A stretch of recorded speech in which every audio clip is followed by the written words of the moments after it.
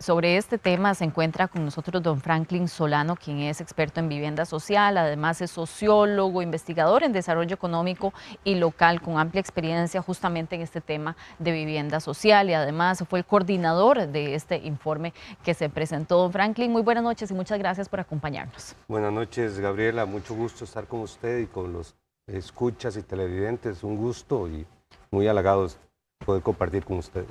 Don Franklin, bueno, adelantábamos en la nota algunos de los principales datos que arroja este informe que ustedes presentaron, pero para comenzar a desarrollar este tema, ¿cuáles son esos principales desafíos que presenta el sector vivienda? Hablábamos, por ejemplo, de financiamiento, disponibilidad de agua, por ejemplo, que son algunos de los temas que preocupan, pero ¿cuáles son esos principales puntos que ustedes han detectado? Bueno, primero es importante señalar que el país ha hecho un esfuerzo importante y notamos en los últimos años un decrecimiento, una estabilización y decrecimiento del déficit habitacional. ¿Qué significa eso? Que no está creciendo el déficit habitacional en términos tanto porcentuales como en valores absolutos. Eso como sociedad, como Estado, como país nos debe alegrar.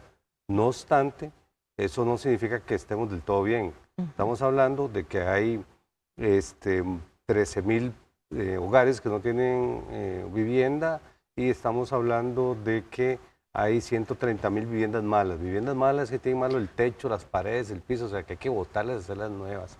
Eso nos pone a que el país necesita construir al menos 135.000, como 145.000 viviendas más o menos para poder satisfacer las necesidades de vivienda nueva.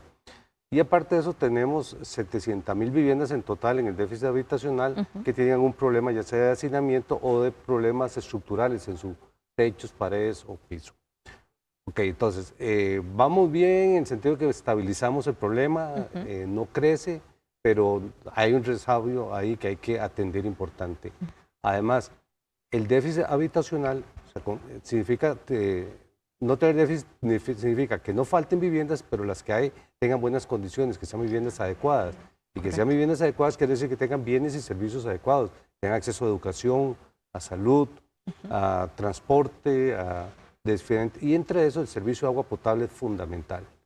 Y ustedes mismos han venido Lo vemos todos los días, correcto, en diferentes lugares. Y eso altera la calidad de vida de los hogares. Señoras, señores, niños que tienen que levantarse temprano en la madrugada para tratar de recoger agua en los camiones cuando va repartiendo.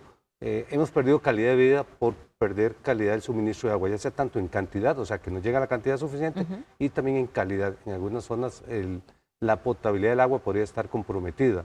Entonces todo eso afecta el déficit habitacional y afecta entonces la calidad de vida de la sociedad.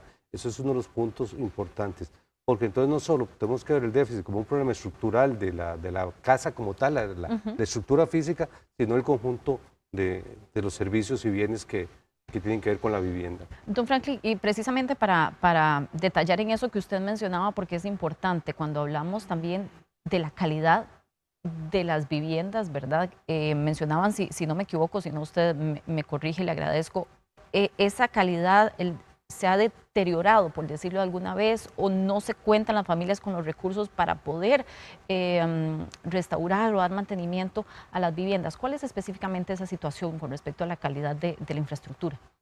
Ok, el déficit habitacional cualitativo, es que el déficit habitacional tiene dos componentes. Uno que es el cuantitativo, que son la cantidad de viviendas que hacen falta, y el otro son las condiciones en que están las viviendas que tenemos. En el país tenemos aproximadamente, de acuerdo a los últimos datos de la ENADO, de la Encuesta Nacional de Hogares, alrededor de 130.000 viviendas malas y tenemos alrededor de 600.000 viviendas en estado regular.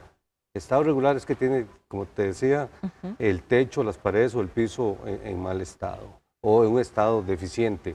Entonces estamos hablando de que hay, pero también esta cantidad de viviendas regulares se ha venido reduciendo un poquito en los últimos años. Parece que hay una tendencia a darle mantenimiento a las viviendas. Y eso es muy importante, porque si las viviendas que están en estado regular no las atendemos, no las corregimos, no las arreglamos, se van a deteriorar más y van a llegar a estar malas. Y cuando están malas es muy difícil recuperarlas. Entonces, sí, casi inhabitables, básicamente. Eso es inhabitable. O sea, y entonces hace que sea más costoso poder dar una solución adecuada a esa vivienda, porque ya no es repararla, sino hacerla nueva, y eso siempre va a ser más caro. Don Franklin, otro dato también interesante que ustedes destacaban, vamos con el alquiler de vivienda, porque mucho se habla que hay una gran tendencia a preferir alquilar, ¿verdad? O es que si tomamos la decisión de comprar una vivienda, ya alguna familia lo están dudando un poco. El dato es que 19% de los hogares que viven esta modalidad, ¿verdad? Si no me equivoco, pero usted mencionaba un elemento bastante interesante que me gustaría tal vez que lo pudiéramos explicar, la cantidad de jóvenes que además viven en vivienda alquilada. Sí, eso es muy interesante. Ahora, el porcentaje de hogares, de personas que viven en la modalidad de vivienda alquilada es prácticamente el mismo, muy estable en los últimos 12, 15 años. O sea, algún año sale que está en 21, otro en 19, otro en 20, pero alrededor del 20% podemos hablar que viven en vivienda alquilada. ¿Quiénes viven? Ahora, ¿quiénes viven? Nosotros en el estudio abarcamos diferentes formas del alquiler de vivienda. Lo vemos por región. La región central del país concentra el 71% del total de viviendas alquiladas.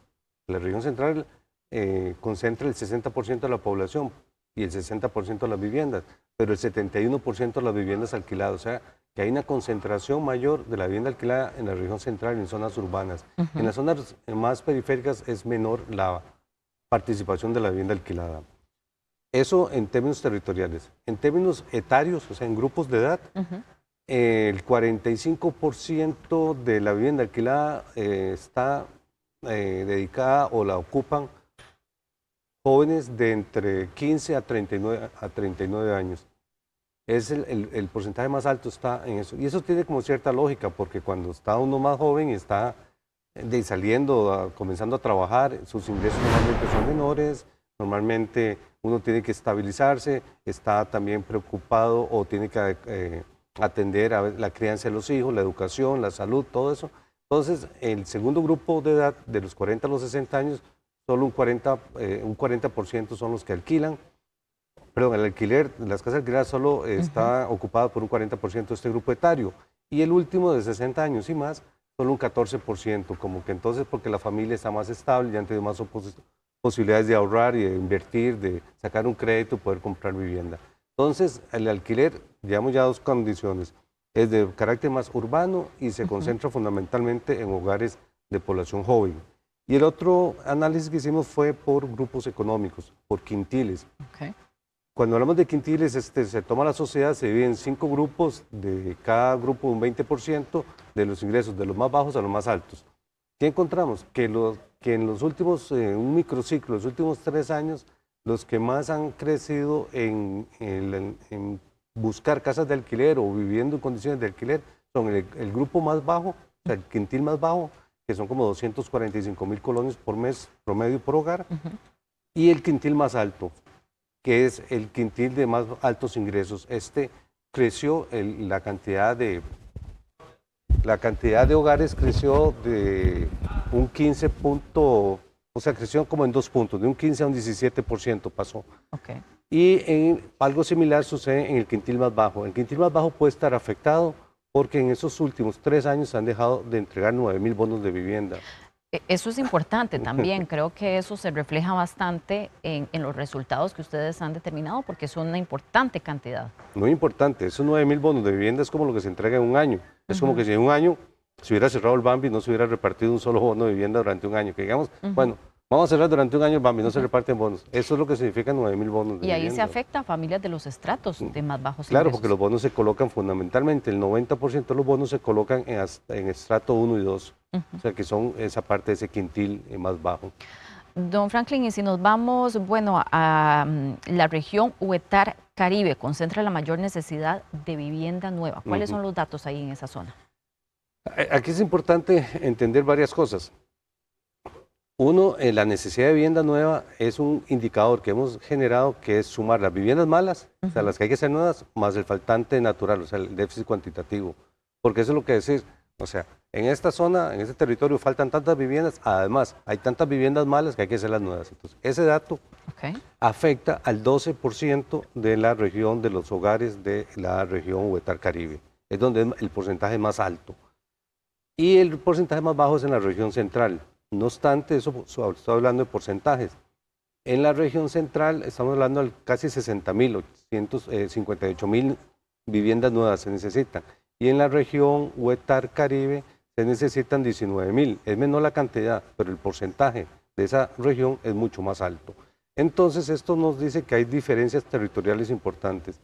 De hecho, solo la región central, que requiere un 5%, y la región Chorotega, que requiere un 6%, el resto está arriba de los 2 dígitos, o sea, 10, 11, 12%. Don Franklin, si nos vamos a las soluciones, ustedes hacen también algunas propuestas bastante interesantes y ahora que estábamos mencionando el tema de los bonos de vivienda, ustedes mencionan una propuesta que es rediseñar los bonos familiares para que sean más sostenibles. ¿De qué manera? ¿Cuál es esta propuesta que se hace para reformular, verdad? Esta que es una estrategia país de hace muchos años. Ok, los bonos familiares de vivienda nos han permitido controlar el déficit habitacional, ha permitido que casi una quinta parte de las viviendas de Costa Rica se ha construido con bonos de vivienda. Estamos hablando de un poco más de 400.000 bonos de vivienda. Ha sido muy importante, pero eso también tiene límites. Y también debemos de pensar en darle sostenibilidad, que se puedan seguir entregando bonos. Para eso entonces lo que estamos planteando es que es importante revisar. El bono originalmente cuando se creó en 1986 y comienza a entregar en 1987, el bono no era regalado, era un crédito sin intereses, con 2 años de gracia y que se iba a pagar muy paulatinamente. Por cuestiones políticas comenzó a regalarse y entregarse el bono total. Originalmente el bono es escalonado, o sea, de entre menos ingresos tenga una familia, más bono le toca.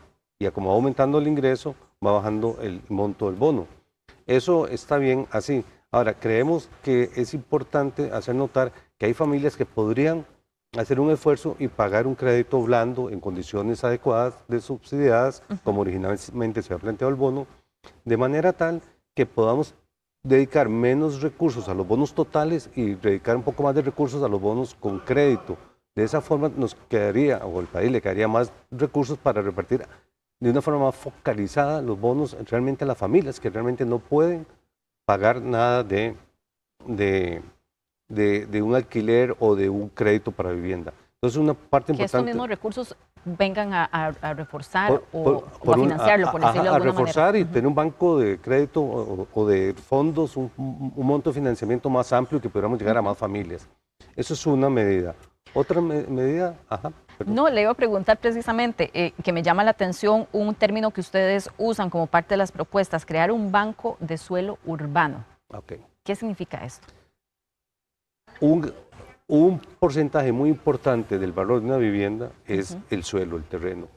De hecho, los bonos se entregan fundamentalmente, los bonos ordinarios fuera de la región central, porque en la zona más rural la gente tiene acceso al suelo, tiene terrenos o pueden disponer o comprar un terreno relativamente a un precio asequible.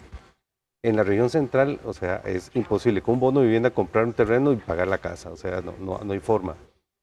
Pero y entonces esto es como cuando la cosecha de los tomates está muy baja, están malos. ¿Qué pasa? Sube el precio, ¿verdad? Entonces igual el terreno, como hay pocos terrenos y donde hay menos terrenos, el precio sube. Oferta y demanda. Oferta y demanda. Desgraciadamente la vivienda y el suelo se ven como una mercancía que afecta a la posibilidad de consumo. Entonces hay instituciones públicas que tienen terrenos y están inventariados, ya dice el MIBA que ya ellos tienen un inventario de un montón de terrenos, qué bueno. Pero entonces la importancia de esto es crear un banco de terrenos, que haya un ente regulador de esos terrenos que pueda entregar terrenos que van a un costo más bajo, y entonces de esta forma se van a lograr varias cosas. Que la gente tenga acceso al terreno, a un terreno de un precio menor, pero al haber una mayor disponibilidad de terrenos, eso va a quitarle presión a otros terrenos privados y va a bajar el precio, bajaría el precio de los terrenos de gente que tiene terrenos madurando, como se dice popularmente, ganando plusvalía sin invertir en ellos, y entonces eso encarece las soluciones de vivienda. Entonces, a la medida que podamos tener mayor disponibilidad de terrenos, eso nos va a dar más acceso a vivienda, más acceso a créditos para que la gente pueda... Porque ¿qué es lo que pasa también? De repente vos podés tener acceso a 40 millones de colones de crédito, pero con 40 millones de colones en la región central, en las ciudades difícilmente conseguís una casa con lote o un condominio muy poco oferta a ese nivel. Accesible para las familias. Y para obtener un crédito de 40 millones de colones, hay que tener ingresos bastante altos realmente. Sí, estamos hablando de que por lo menos un 70-60% de la población no tiene acceso a un crédito de ese monto. Y con ese monto no le llegamos a las soluciones de vivienda del mercado. Entonces, contar con suelo de acceso barato permitiría aligerar la carga, la presión sobre la vivienda. Y justamente, bueno, nos queda ya muy poco tiempo para ir cerrando con esta última pregunta, pero creo que va muy alineado con eso que usted mencionaba, que no quiero dejar de comentarlo porque sé que hay mucha expectativa. Vivienda clase media, el financiamiento también es importante, un aspecto por mejorar a nivel país. Claro, aquí tenemos un problema que hablaba anteriormente. La clase media tiene acceso al crédito. Y hay crédito, los bancos tienen crédito, las tasas de interés están, que son las contradicciones, hay tasas de interés. Te lo pongo así, la primera casa que compramos nosotros fue en el 88, por ahí, del 88, 89. La tasa de interés que nosotros pagamos era 26%, pero en el mercado las tasas de interés en la década de los 90 llegó a un 40 y 41% en bancos privados. O sea, ustedes no se pueden imaginar lo que es eso, son 40% de tasas de interés. Actualmente son un 8%. Ese Casi como una tarjeta de crédito era. ¿Más? O sí, parecido, pero imagínate eso para la casa. Entonces, bueno, lo que quiero decir con eso, ahora contamos con tasas de interés de un 8% promedio, que es bastante asequible. Sin embargo, el crédito al que podemos aspirar, o sea, las personas aspiran a un crédito de 40 millones, 30 millones. Pero volvemos a lo que mencionamos, no hay soluciones de vivienda para eso. Entonces necesitamos bajar necesitamos por un lado que la gente pueda bancarizarse, pueda entrar a tener opciones de crédito, que el otro problema de la clase media es que está muy endeudada con tarjetas de crédito, con vehículos, con viajes, y entonces cuando ustedes, digamos, si su esposo tiene un ingreso por 2 millones de colones brutos, pero cuando se le hace el estudio socioeconómico, el ingreso neto, la capacidad de pago pero vieran, o sea, a 1 millón, o sea, un 50% o menos en algunos empleados públicos sobre todo. Y entonces dice, pero ¿cómo es posible? Si yo gano 1,5 millones, pero solo me prestan 15 millones o 20 millones, porque es el ingreso neto lo que se toma. Entonces también hay que hacer educación financiera para las familias, para las personas, y aprender también a ahorrar, a tener la prima para el enganche para las viviendas. Entonces hay que ver los problemas en todas sus causas y las soluciones en diferentes factores también. De forma integral. Don Franklin, muchas gracias por explicarnos este informe, también por detallarnos y por ayudarnos a entender este problema que sin duda, bueno, ahora que viene campaña política es importante abordarlo también desde un punto de vista integral. Con mucho gusto, muy amable por el espacio y aquí a la orden. Muy amable, muchas gracias. Continuamos.